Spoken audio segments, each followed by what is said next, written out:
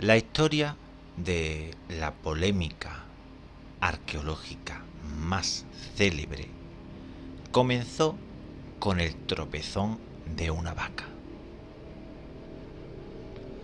El hallazgo de unos extraños artefactos en una tierra de labor en Glocel, una aldea del departamento francés de Allier, que parecían demostrar la existencia de una civilización desconocida, dotada de escritura en Francia, en pleno neolítico, desembocó en una polémica sin precedentes en la que la cortesía científica brilló por su ausencia demasiadas veces, y en la que no faltaron juicios por difamación y estafa.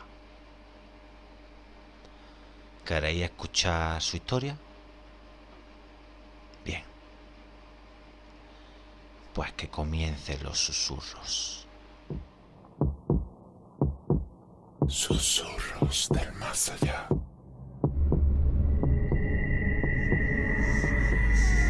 Espíritus. Brujería. Otros mundos. Lo sobrenatural. La maldad de ser humano. Historias que la gente común prefiere ignorar.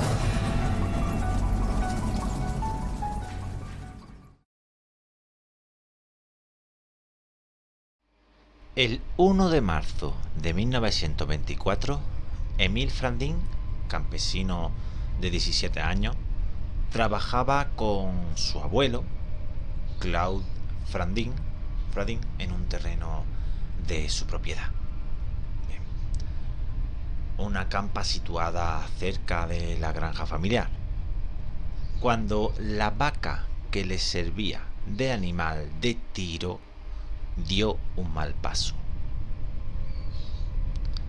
Una de sus patas se había hundido en el suelo.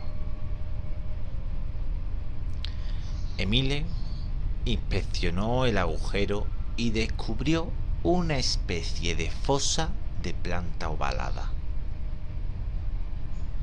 Dentro había un cráneo humano, 2 vasos cerámicos y una tablilla con inscripciones en un alfabeto extraño. La primera excavación se realizó por cuenta de la Société de la Boution de Bourg-en-Bresse. Una nota publicada en el boletín de esta agrupación llamó la atención del doctor Antoine Morlet, 1882 a 1965. Murió. Un aficionado a la arqueología que se interesó por el sitio justo cuando los Frandin estaban considerando olvidarse del asunto y volver a labrar el terreno. Morlet les ofreció 200 francos al año si le cedían la campa para sus excavaciones. A cambio, ellos se quedarían con la mayor parte de su hallazgo. El prado, que sería bautizado como Campo de los Muertos, se convirtió en el yacimiento autofinanciado de Morlet. Allí el médico encontró muchos artefactos de una variedad asombrosa.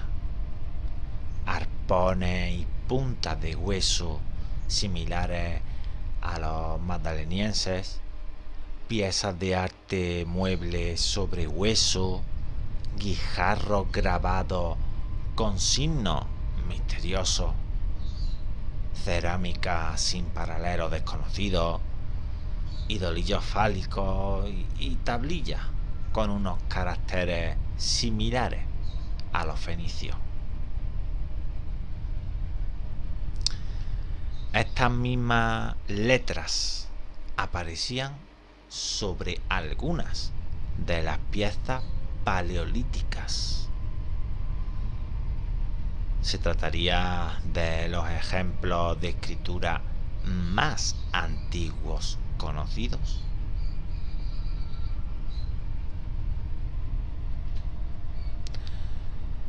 Bueno, este se puso en contacto con Luis Capitán, que vivió del 854 al 924, uno de los más prestigiosos del momento en la arqueología, que visitó el sitio en 1923. Vale, pues este publicó un artículo sobre el hallazgo, añadiendo su firma a la del doctor. Pero Morlet se había adelantado y ya había dado a la imprenta un opúsculo sobre el yacimiento, Nouvelle Station Néolithique, Le Glossilien, en el que había tenido la gentileza de añadir la firma como coautor de Emile Fradin. Capitán se tomó este gesto como una afrenta personal, y lo que en principio le pareció un hallazgo notable pasó a ser para él una impostura.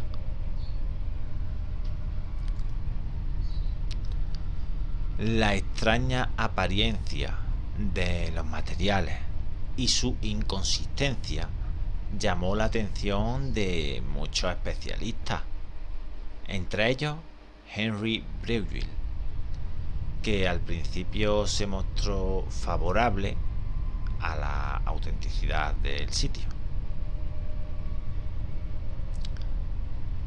En un primer momento, el médico había situado los hallazgos en el Paleolítico Superior, debido a la presencia de representaciones de renos en algunas de las piezas, pero luego lo rejuveneció hasta el Neolítico, tras reconsiderar el asunto de los renos, que se convirtieron en ciervos para solucionar la discordancia.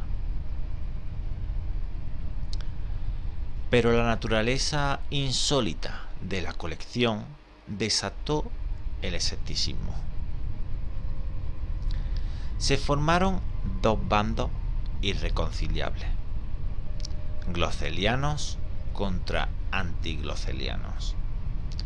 Mientras los Fradin abrían un pequeño museo en su granja para exhibir los hallazgos, más de 3.000 piezas, a cambio de 4 francos por entrada.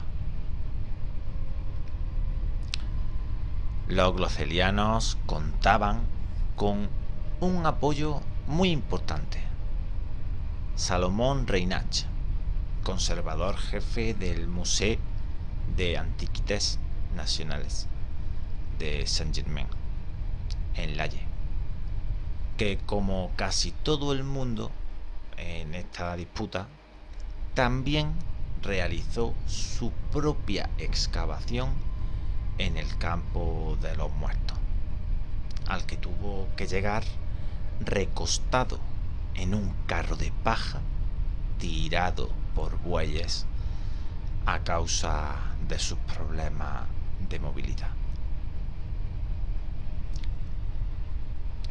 Reinach no solo no vio indicio alguno de fraude, sino que aventuró la idea de que Glocel demostraba el origen occidental de la escritura, que no habría aparecido en Oriente Próximo, sino en Francia, y además miles de años antes.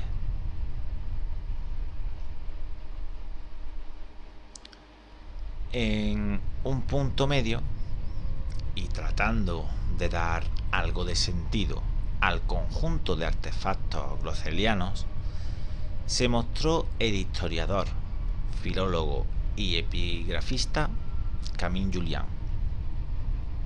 Sugirió que las tablillas eran algún tipo de objetos mágicos pertenecientes al antro de un mago del siglo III.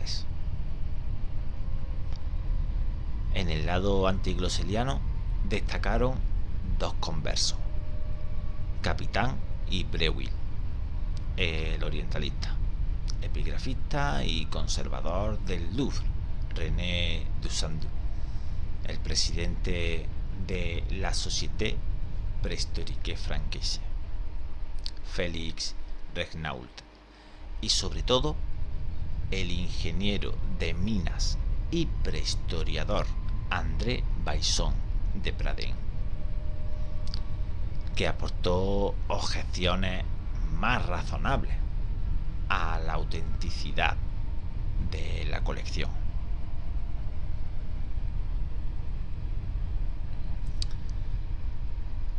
Breuil, que al principio aseguró que Glocel era un hallazgo excepcional, acabó afirmando que se trataba de un increíble bluff, con el que no quería que se le relacionase por la atmósfera malsana, la ausencia de método y de verdadero control en la excavación.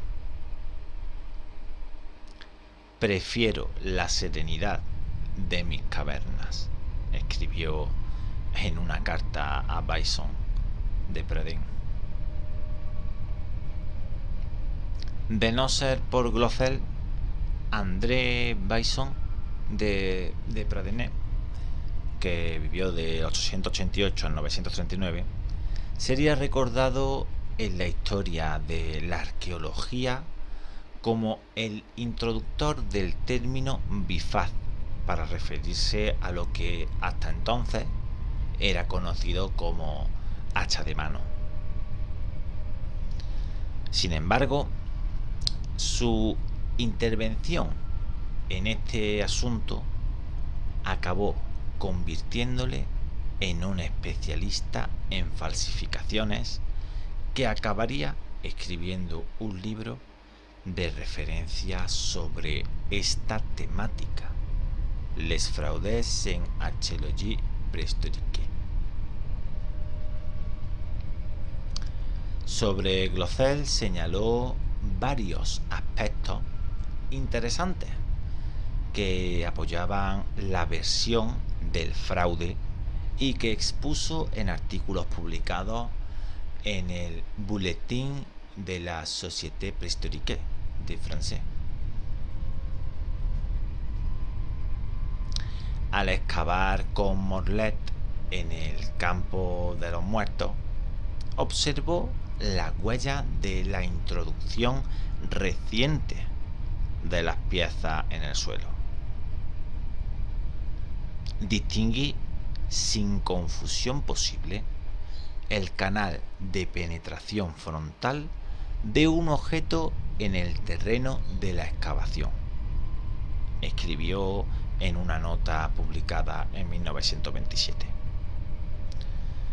Además, llamó la atención sobre cómo la calidad de la elaboración de los artefactos glocelianos iba mejorando sospechosamente a medida que se sucedían los hallazgos. Pero lo más alarmante es que descubrió que algunos grabados sobre hueso eran torpes reproducciones en espejo de modelos paleolíticos reales, copiados de un libro de divulgación. Lejos de querer acusar a nadie sin prueba definitiva, bautizó el falsario como el espíritu de Glocel. y así se referiría a él en sus sucesivos escritos. El debate llegó hasta el congreso organizado por el Institut Internacional de Antropología en Ámsterdam en septiembre de 1927. Los congresistas decidieron formar una comisión internacional de expertos que aclarara el asunto, sin dudar de la buena fe de ninguno de los oponentes. Los componentes de la comisión fueron el arqueólogo catalán Pedro Bosch Gimpera, Denis Perioni, Dorothy Garrod, la primera mujer en ocupar una cátedra en Cambridge, también Joseph Hamal Nandrin, R. Forer, P. M. Faber y E. M. Peter. Todos ellos. La comisión intentó mantener neutralidad más estricta. Al principio, su relación con Morlet fue muy cortés, pero ni su visita a Glocel ni sus conclusiones fueron del agrado de los glocelianos. Al llegar a la campa, la comisión se llevó una impresión negativa del estado del terreno, que aparecía agujereado al azar, como plagado de cráteres de algún obús.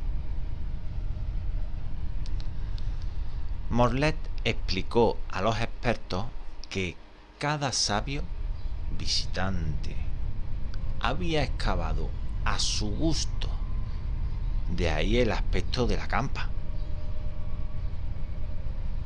La indicación de que los artefactos aparecían agrupados en nidos rodeados de grandes zonas estériles despertó las sospechas del grupo. Los miembros de la expedición decidieron excavar en varios de estos puntos calientes, en los que encontraron algunos objetos glocelianos. El tercer día de la excavación de control, uno de los dos equipos en los que se había dividido el grupo se percató de que la capa de tierra que cubría varios artefactos había sido manipulada recientemente. Empezaron a sospechar que las piezas habían sido plantadas. Después de excavar 3 días, la comisión se dedicó a analizar la colección prodigiosa del Museo Doméstico de los Fradín. Llegó a la conclusión de que algunos artefactos eran auténticos, piezas de sílex y hacha pulimentada, mientras que otros eran falsos.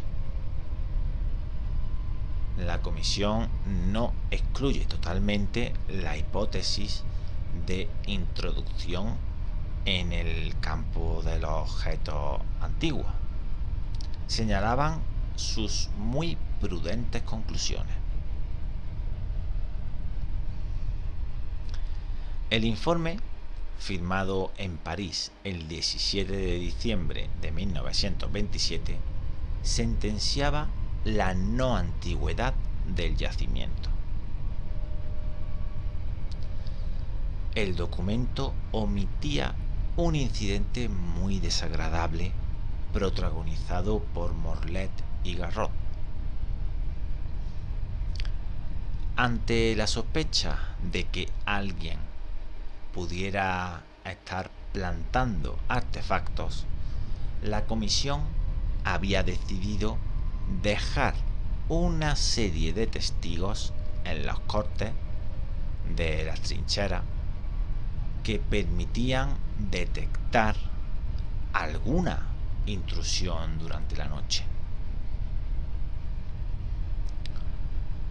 Al día siguiente, cuando Miss Garrott se inclinaba sobre el cantil de la trinchera para comprobar su estado, Morlett empezó a llamarla mentirosa a gritos y a acusarla de estar manipulando la tierra con la intención de simular la intervención del supuesto falsificador. La situación fue muy tensa. Un fotógrafo captó la escena. En la instantánea se ve a un furibundo Morlett abroncando a la acongojada Dorothy Garrott, protegida por una barrera formada por sus compañeros de comisión. Para los glosselianos, Garrott se convirtió en la mano negra de Breuil en Glossel, una saboteadora cuya misión era desprestigiar el yacimiento. La prensa pro-grosseliana reflejó el deleite de la versión. Sin embargo, la honradez de la arqueóloga británica fue defendida a capa y espada por sus compañeros, sobre todo por Bosch Gimpera, que publicó en el Bulletin de la Société Préhistorique Francaise una noticia en la que desmentía con firmeza la versión de Morlett.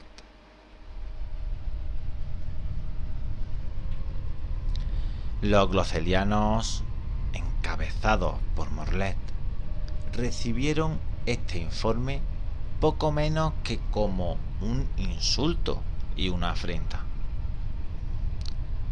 El tono del debate se elevó, y no en cuanto a su altura intelectual, precisamente. Y por la disputa, pues se convirtió en una auténtica guerra en la que las malas formas se impusieron a la cortesía científica. Todo este escándalo dio lugar a una pequeña industria turística en torno a la campa de los Fradín. A medida que los anónimos se fueron caldeando, aparecieron indicios serios de falsificación. M. Champion, técnico jefe de los talleres del Museo de Saint-Germain en La Haye, examinó una serie de objetos glosselianos y concluyó, al analizarlo, surcos que habían sido realizados con herramientas de acero, probablemente con un buril de carpintería. Además, observó que las brechas pulimentadas habían sido trabajadas con algún medio mecánico moderno y que algunas perforaciones de piezas líticas presentaban perfiles cilíndricos perfectos, realizados con algún instrumento moderno. Mientras, un comité de estudio organizado por Morlett trabajaba por su cuenta para demostrar la legitimidad de Glossel. El asunto llegó a los tribunales por partida triple. Imagínense. Por un lado, Émile Fradin fue acusado de falsificación por René Dussault. Por otro, Fradin demandó a Dussault por difamación. Y por último, y por iniciativa de Félix Regnault, la Société Préhistorique Française interpuso una demanda por fraude contra X, sin señalar directamente a Fradin, pero con el objeto de que los jueces clausuraran su museo, que fue registrado de muy malos modos por la policía. A pesar de que el informe pericial encargado por uno de los jueces de instrucción concluía que los objetos requisados en la granja de los Fradin eran falsos, el fiscal retiró la acusación contra el granjero, que fue exonerado. Además, ganó el pleito contra Dussault, declarado culpable de difamación.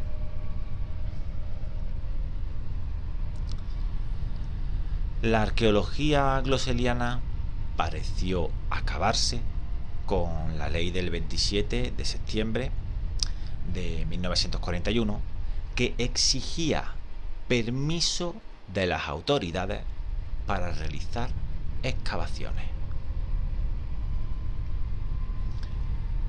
Los tiempos de los entusiastas excavando a codazos en la campa de los muertos pasaron a la historia.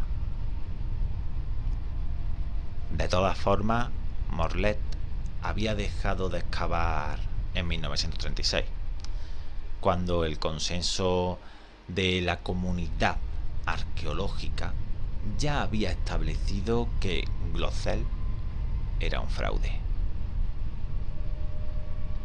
Sin embargo, el médico no había dado su brazo a torcer. Cuando aparecieron dos nuevos métodos de datación absoluta, la termoluminiscencia TL y el carbono 14, C14, intentó someter algunos restos cerámicos al primero y fragmentos óseos al segundo. No tuvo suerte con la TL, pero sí con el C14. En 1958 envió a un laboratorio francés varias muestras de hueso que arrojaron fechas modernas.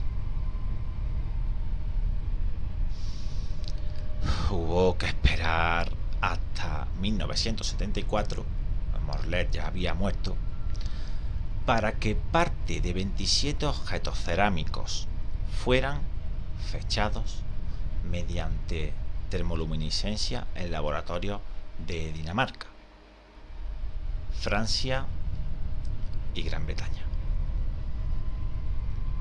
Los resultados desconcertaron a todos, glocelianos y antiglocelianos. Las pruebas repartieron estos objetos a lo largo de un arco que iba del 70 de a.C. a 1749, aunque la mayor parte rondaba el año 250, encajando curiosamente con la propuesta cronológica de Camille Julien.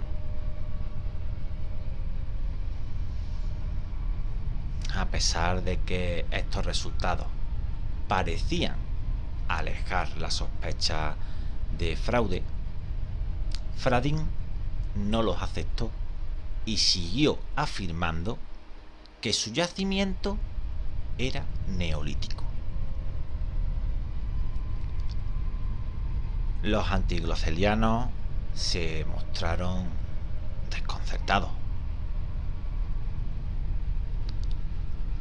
Por su parte, los técnicos que habían realizado las pruebas recordaron que las mismas fechaban las piezas aproximadamente, pero no sus decoraciones e inscripciones. También indicaron que el método no era fiable al 100% y que varios factores podían haber alterado el resultado, entre ellos la comprobada alta radiactividad del terreno. A esas alturas, Glocel ya había caído en manos de autores alternativos y esotéricos. Desde los años 60 había pasado a formar parte del colorido mundo de los extraterrestres, constructores, las civilizaciones ocultas y los atlantes heroicos. Robert Charroux, primer divulgador de éxito de la teoría de los antiguos astronautas, incluyó Glocel en su libro 100.000 años de historia desconocida, donde lo relacionó con Tiwanaku y con todo aquello de la civilización primordial perdida, cuya existencia trataban de ocultar los arqueólogos oficiales. Este tipo de literatura relacionó el yacimiento con los misterios más insospechados, desde la Atlántida hasta el tesoro de Oak Island en Nueva Escocia, sin olvidar a los inevitables templarios.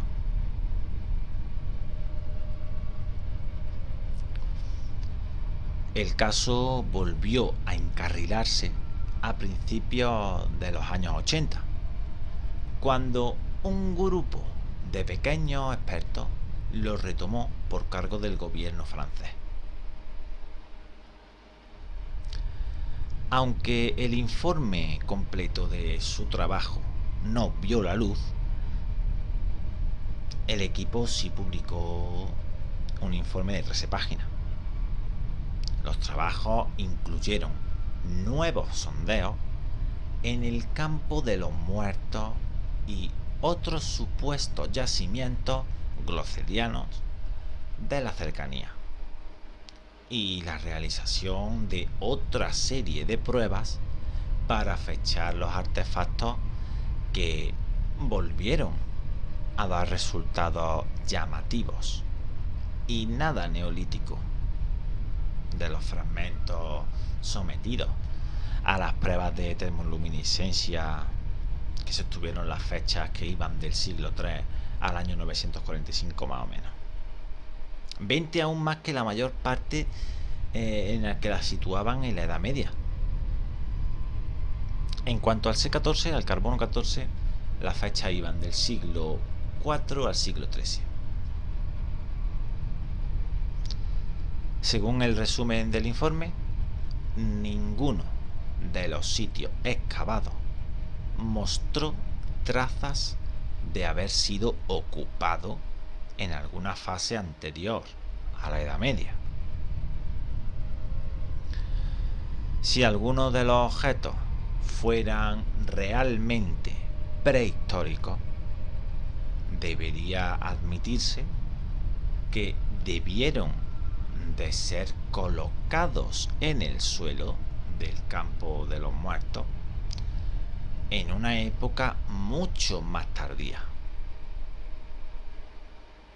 Muchos elementos demuestran la existencia de manipulaciones recientes. Además, la composición geoquímica de dicho terreno no es compatible con la conservación del hueso, por lo que la introducción de objetos de hueso en el sitio en fecha reciente es una de las hipótesis fundadas. En conclusión, la hipótesis de una civilización prehistórica no ha sido verificada y debe ser definitivamente descartada.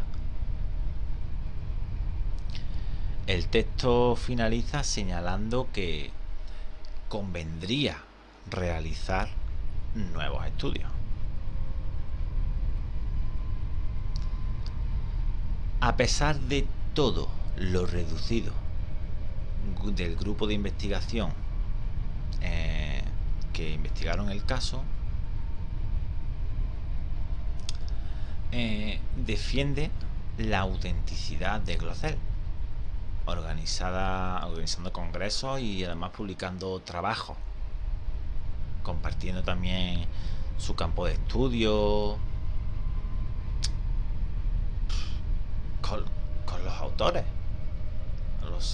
de la pseudoarqueología pop, que querían crear andanzas de los alienígenas ancestrales. Fradin murió a los 103 años sosteniendo su inocencia y la autenticidad de su hallazgo. En fin. ¿Y vosotros? ¿Qué pensáis? ¿Acaso fue un fraude realizado para sacar dinero? ¿O realmente se encontraron allí aquellas piezas? Bueno, y con esto terminamos el programa de hoy. Nunca perdáis la fe en el misterio y ya sabéis, no hagáis caso a los susurros.